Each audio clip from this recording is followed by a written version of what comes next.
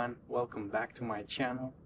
I just thought to myself that I never really showed you the car that I got almost a year ago. So today I'm going to give you a little tour about my oldie. So I'm showing off my pride and joy Lada VAZ 2101. The year of this make is 1971, but if you want a quick history lesson, this car's roots go back to the Fiat 124. Back in the 60s, the Soviets teamed up with Fiat, took the 124 design, beefed it up for Russian roads, and bam, the Lada 2101 was born. Stick around because I'm giving you the full tour inside and out and a little drive. I've got it in this combination of brown interior, blue exterior, which is exactly what I wanted, and this part of the car was repainted. I don't know what was the reason, if it was really that bad with the original paint, but the rest of the paint is original. You can see the way it's aged, and I really like that, how it adds up to the authenticity of the age of the car. Now everything here is of course manual opening. We are in 1970s, so you have these pop-up and pop-in closers and openers. Interior is brown, that's what I wanted. They made them in all kinds of colors and fabrics, but this, I suppose, vinyl. It's supposed to mimic leather, and it is in very good shape, the interior. That is really something that is so well preserved. The only thing that started to wear and tear is my seat.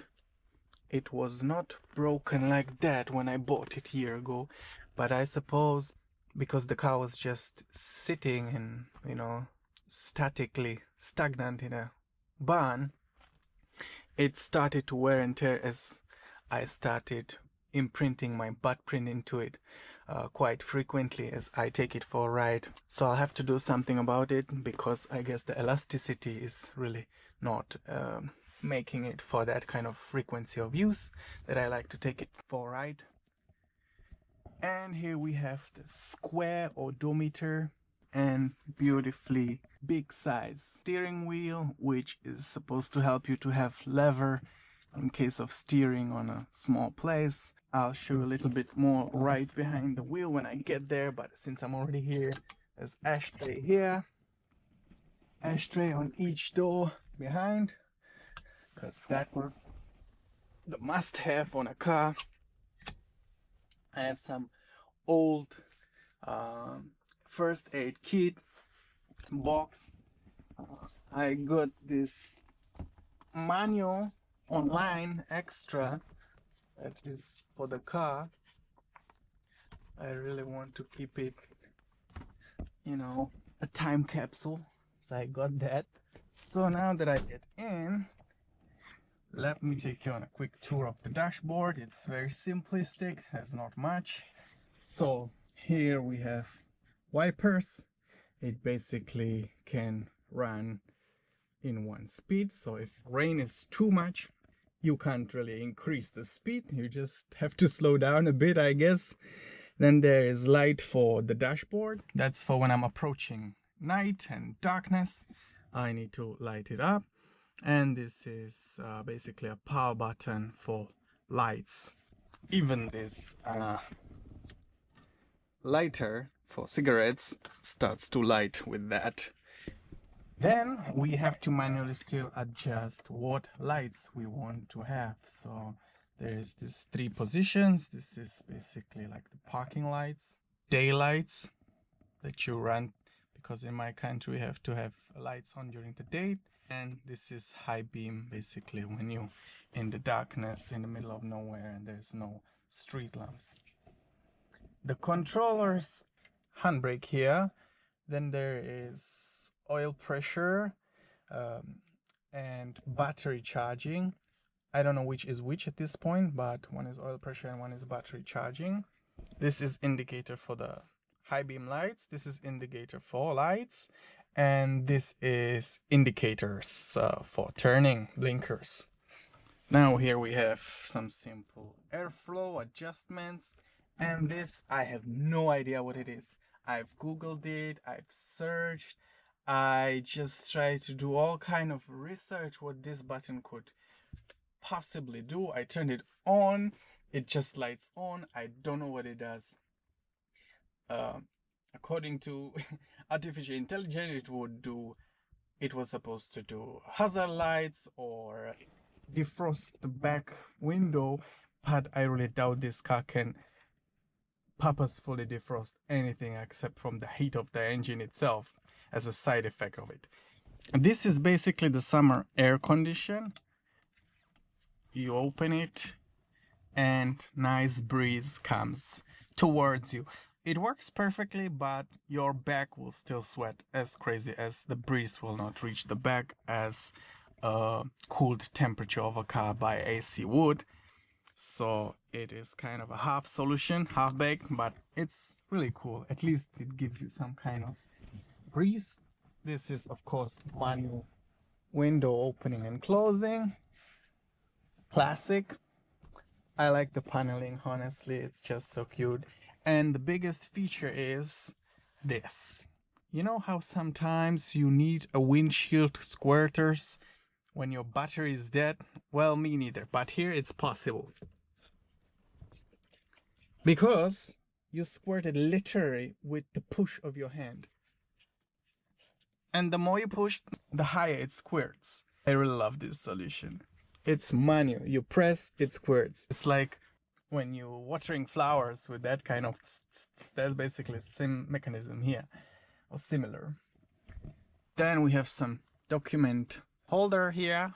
Here is the old car registration. I'm not gonna go opening it because there's like people's information, but that's basically it. The old registration of a country that no longer even exists, Czechoslovakia. And it's just totally lovely. It basically had one owner who got this car as a new, and you know, people back then, they kept cars for life. And then maybe one guy before the guy I bought it from, but basically the car was standing still mostly as I went through the papers.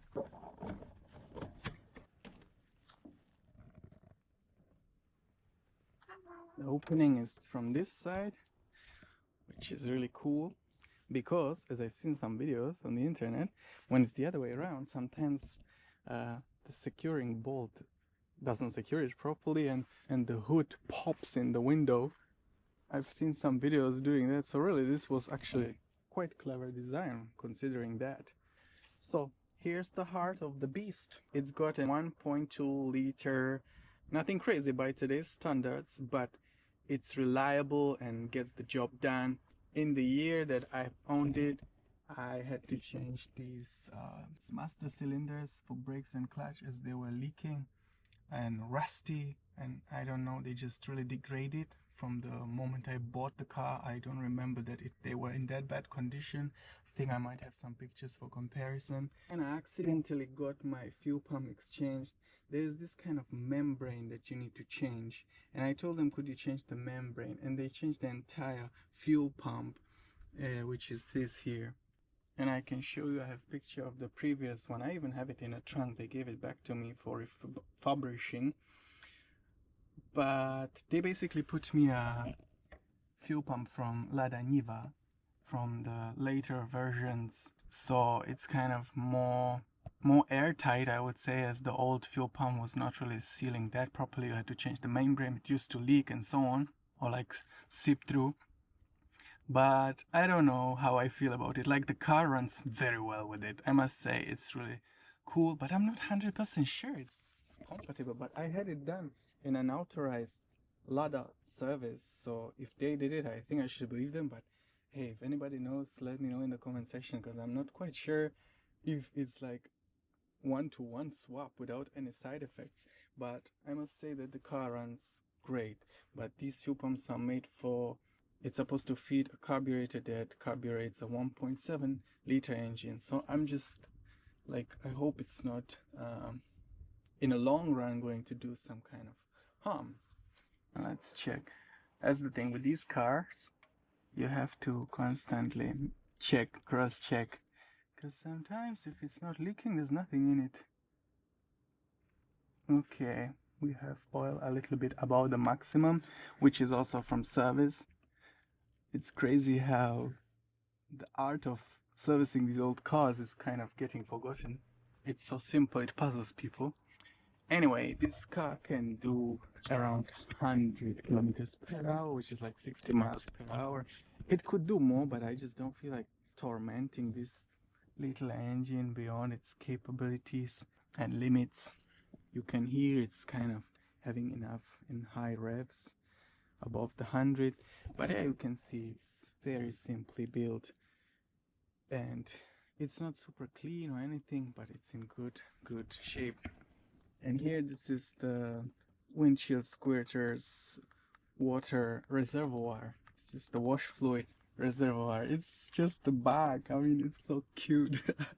It's amazing. And it goes here, you press, and it squirts right where we did it. I mean, I could show it, maybe, if it doesn't squeeze my hand. Where is it? Yeah, you can see the lines are here, and it's basically using your own push pressure. And it has these old school wipers. You know, I love the sounds of this car closing. It's just something else. So, trunk wise, there's definitely no some smart feature right here, but it pops. It does pop. Look, it pops. There's some kind of spring or what. So there's a proper tire as an exchange. I even have the membranes here, but I really didn't want to offer them my own parts, because at the door it says we do not work with parts you bring to us. So I was like, yeah, they'll change the membrane. Instead they changed the entire this was the old pump. Yeah, you had actually possibility to manually pump it in case the car stood too long. You could pump fuel mechanically, basically with your hand, and then it would start nicely. But really, with this fuel pump, it starts so well. I don't know, it's just crazy. It's almost questionable. But generally, this car really is so cool when it comes to like reliability and the way it starts, even in winter, in cold. It just does, when you of course do the harmonious tune-up, which is like the choke and a little bit pump of gas and just the tuning that it needs, you really get it running quite easily. But as everything got automated, people really didn't want to deal with, you know, the moods of these cars. They really need a special treatment, and if you don't do it, if you don't follow the proper sequence, they will really let you know that you messed up. So yeah, that's about the trunk. I think it could fit one body like in old movies, and that's it. You just close like that. So starting, yeah, right now the engine is warm, or at least not very cold. So key in the ignition, and no choke, and little slightly gas, and that's it. I got this trick because I was not really familiar with these cars before. This is my very first old car like this and experience, and I was quite frankly, honestly, very surprised how not badly it drives. It drives, I wouldn't say modern, but it drives really like smoothly. I expected to be more wrestling. So yeah, I was reading, I was searching why when the engine is hot it basically cranks up worse, and I got this advice online that I should kind of press a little bit of gas, because as the engine is hot, the valve needs to open a bit so that air can come in, because also as the engine is hot, the fuel that was supposed to be there to start the car is kind of vaporized, and so on and so, you know, all these little details that nobody really thinks about. So just a little slightly with a thumb, just caress the gas pedal, and it starts immediately when the engine is hot. What really stands out is the visibility outside of the car. For example, when you reverse, the windows panels are slim, there's no headrests, windows are not under big angles, so you really get good situational awareness what's going on outside and where the edges of your car are. Which brings me to another point, and that is that even though this car is tiny, it's very spacious inside somehow. When I had passenger next to me, it felt like they were so far from me, unlike in today's cars of the same size.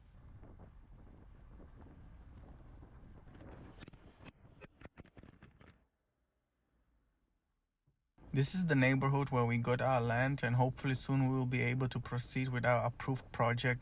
We are waiting for the company that's supposed to prepare the terrain and deliver the prefabricated house to be ready to do so. They were here twice 7 months ago doing some measurements for the total pricing. I even paid deposit for the pricing to be done because it's time consuming to do the pricing as they told me, and until today we're still waiting. When I can park this car in my own garden, I will drive it even more often. Now I park it far from my apartment, and I wouldn't leave it on the street overnight because it's easy to hijack. So, GoPro fell, it survived. I mean, it should, right? So now I want to go to grab some snack because it's quite late. It's almost 2 and I haven't eaten anything yet.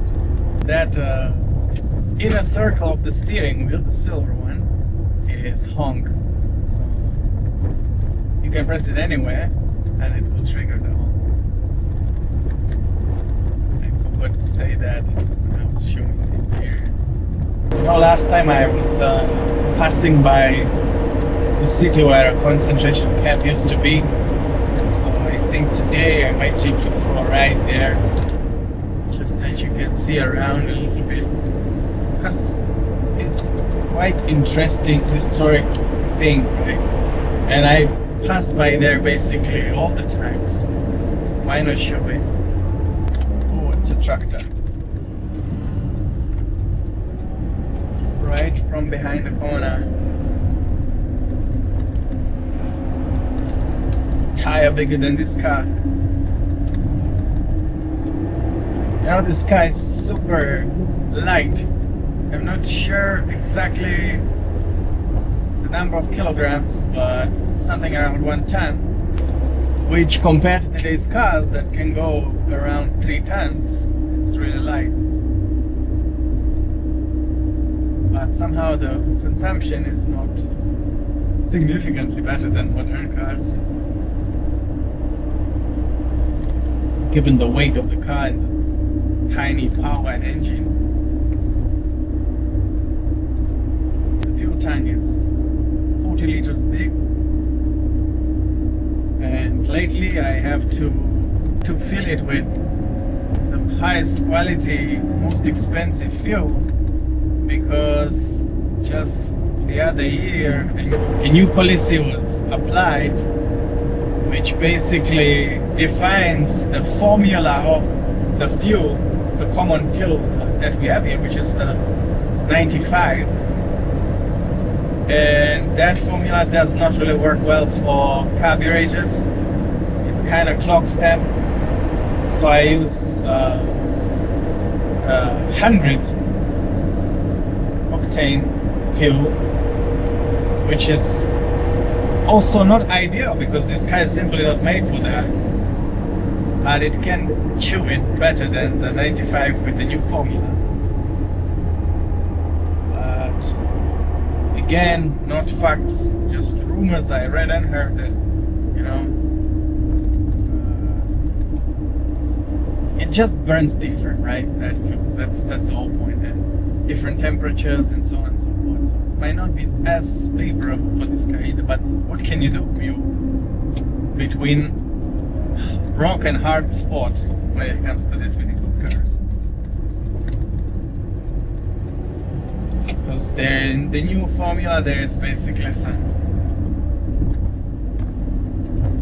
substance that's more renewable according to the ideology, and so on and so forth. It's just something from flowers. I'm not sure. I don't really get into details of these things. But yeah, it's just same for motorbikes that are still plenty on the roads carbureted. So yeah, you know, I really drive this car because I believe these cars should be driven. Some people buy the most exquisite, unique cars and they just close them. I feel it's like I took to the heart the lesson from Kevin from Home Alone about his skating boots that he grew out of. I feel like you should enjoy these things while you can, because you never know how circumstances in life will change. And you no longer will have time for this or that. And you will just have a memory of how you owned something but never really enjoyed it. And I want to like saturate the feeling that yeah, I enjoy this thing to the maximum possible. I do not feel any remorse that I didn't enjoy it enough.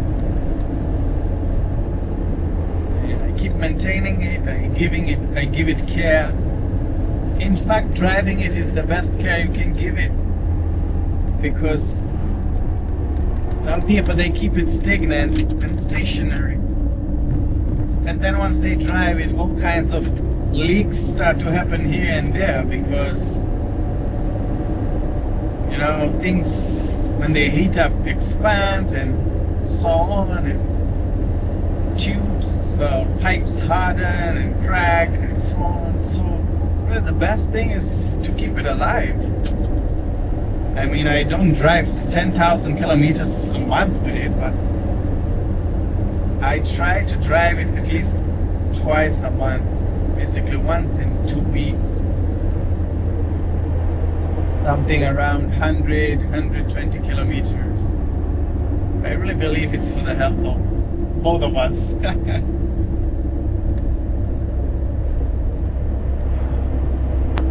I got this first generation, let's call it that way, of the VAZ. There was some other coming later that had, this one has two headlights, then it was one with 4, and then came one with square, and I really detest those. I'm sorry, I don't like them. I don't find them appealing at all to me. I really like these simple old eras. There's still this connection to the old formula of making cars, this round simplistic lights, and then later on it started adding, you know, this edgy and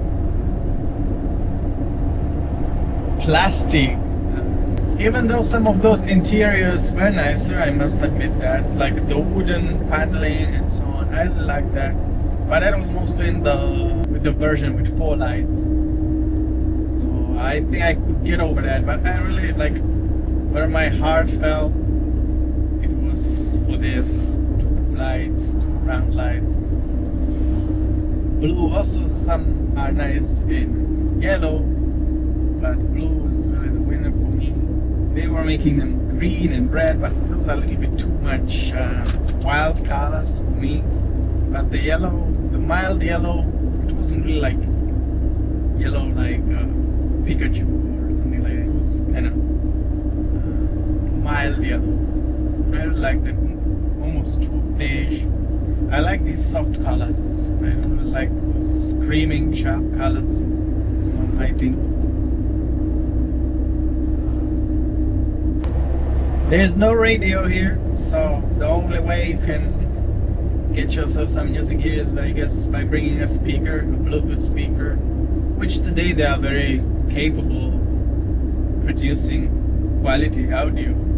So I was thinking about it, but I really like to listen to this car somehow. Somehow I'm not there yet to just make it a casual ride where I'm listening music. I really like to listen how it's behaving, how it's responding, because these carbureted cars, they have a kind of rhythm of their own you need to listen to, because quickly they will tell you something isn't as it should be when there is such occurrence. I like to stay attuned to the car, and it's definitely a head turner. Like, people just stop everything they're doing and they just watch and wave. It's such a joy. There was very big popularity of these cars in Turkey under the name Murat 124. There was actually so many derivatives. There was Seat 124. There was in India what it was, Premier, something like Premier 124. In Korea it was, I think, Kia 124. Then it was this Zhiguli VAZ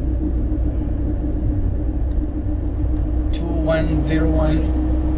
And so on. There was really derivatives a lot from the Fiat 124, which is the father platform. So essentially it's Italian car, and there's such a subculture of the Murat in Turkey. Like, I follow so many Instagram pages where they just cherish these cars. And it's basically the same. They changed a little bit of the dimensions, I think, of the chassis, but generally it's the same thing. And yeah, I think it's one of the most manufactured cars ever in the world, along with the Volkswagen Beetle and so on. But this is definitely amongst the top most produced cars ever.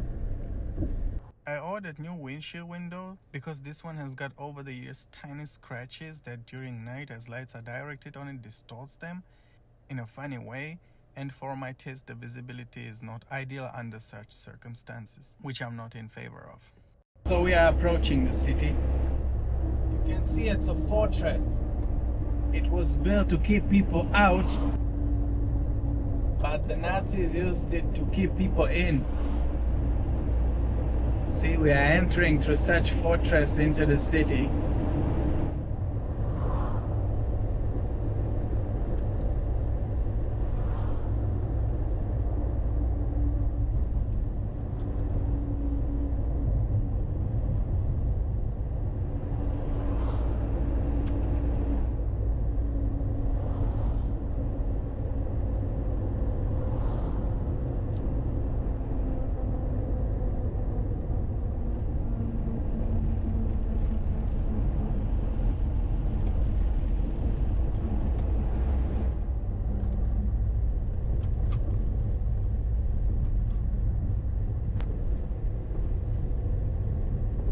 A lot of tourism going on because of its history, of course, and schools keep coming in buses, I would say every day.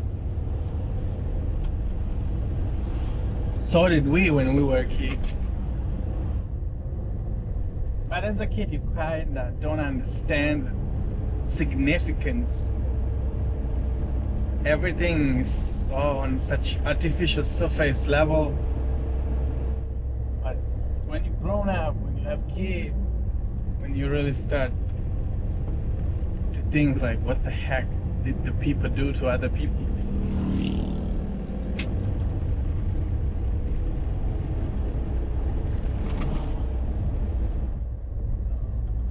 I wish I could just show you a little bit more, but to see there's a railways, train. It's just nasty, the thing. Can't tilt it. Hey, if you watch me and follow me and you ever plan to come here, I might have time. When you do so, we could do some meetup, because I hang out here quite often. It's where I live, basically, in the region, not in the city or anything, but in the region, and the region is quite interconnected. So yeah, I'm gonna go grab some snack quickly. This is the outer road, so there's not much to be seen here. But yeah, basically what you would call the city center, where barracks and just houses for the officers and so on and so forth. I bet there's tons of documentary movies about that, so you can check it out where I just passed through. So I guess I'm gonna call it a day. Hope you enjoyed it. I definitely did. Just gonna get some snack. It's getting late. Time flies when you have fun. Anyway, thank you for watching, and hopefully you'll tune in next time because you enjoyed this video. Bye.